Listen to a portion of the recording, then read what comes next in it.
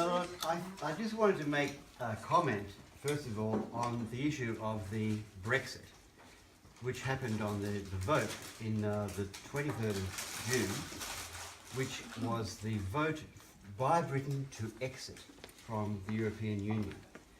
Now, what is the reason for it and what are the consequences of it?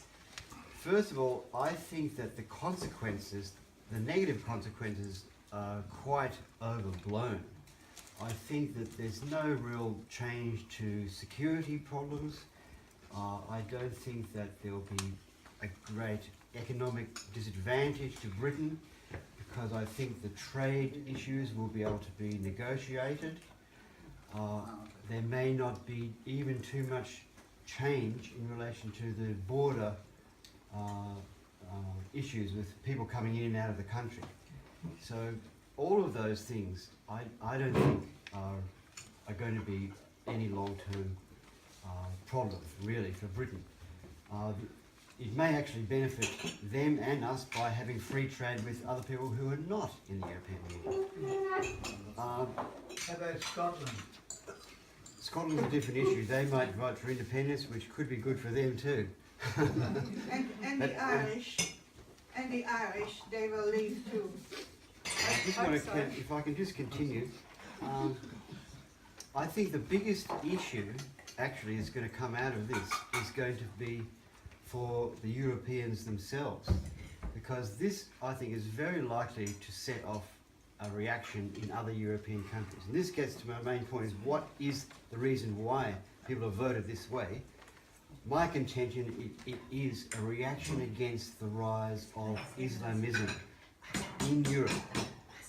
You can say that there's a lot of immigrants from Poland that have come into Britain, yes, but the immigrants from Poland don't set up their own communities. They don't try to impose their own law.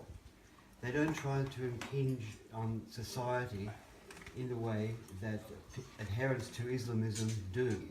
So my contention is that it is a reaction against the rising tide of Islamism, and it's a reaction against the political elites in that country who refuse to recognize that Islam is a problem.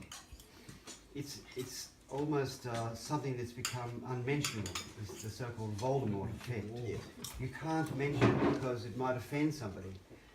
And this is the reaction that's caused this vote, I think, the underlying upswell of opinions, because the people in Britain, from down in London to the Mile End Road to the Yorkshire Dales, they can see that the Islamic values are not compatible with British values, they're not compatible with modern values, and they're not in fact compatible with democracy, secularism and human rights. And I'll tell you why. Because the doctrines of Islam put the law of Allah above any civil law. And if this is the case, you can't have democracy and secularism and human rights, because the law of Allah pertains above all those things, and you can't change it through a vote. And you can now notice that I'm not criticizing Muslims in general. I'm saying this is a property of Islamism, which comes from the doctrines of Islam. And of course, not all Muslims follow that doctrine, but certainly there are Pew Research shows that there is a very large proportion of Muslims that do favour the implementation of Sharia law. So it is a problem, and it is something that needs to be addressed. Now, what's the solution? From my point of view, and I think you might agree with me, the only solution is a more rigorous implementation of secularism. And what I think that needs to be done is, the most important thing is the way children are indoctrinated in schools. It's the indoctrination of children that perpetuates it through generations more than anything else. And that is the issue that I think it needs to be addressed. Now, when it comes to when it comes to what we can do in Australia, I have to mention, given the current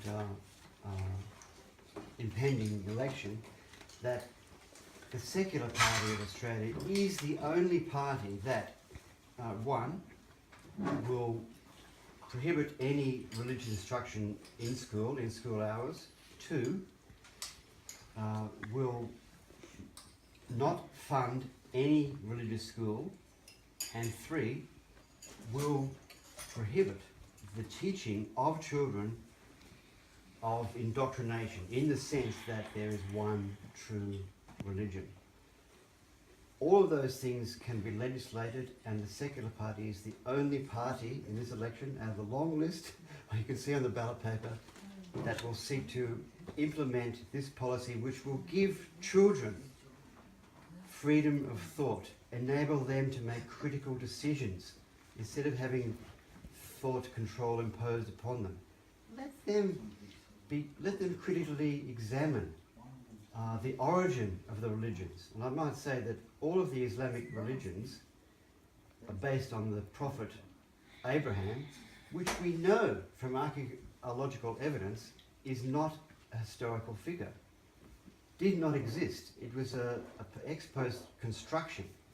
So the fact that the prophet Abraham is purely mythical totally negates the validity of Islam, Judaism and Christianity all in one shot. So these are the type of things which we should be teaching children about the nature of religion, not indoctrinating them in religion. This, I believe, is the only way that we can set our societies on a more rational track and address the problems that are really besetting our societies at the moment and causing so much suffering and violence and failed states all around the world. It's a serious issue. It's not being addressed, and we must address it. So thank you very much.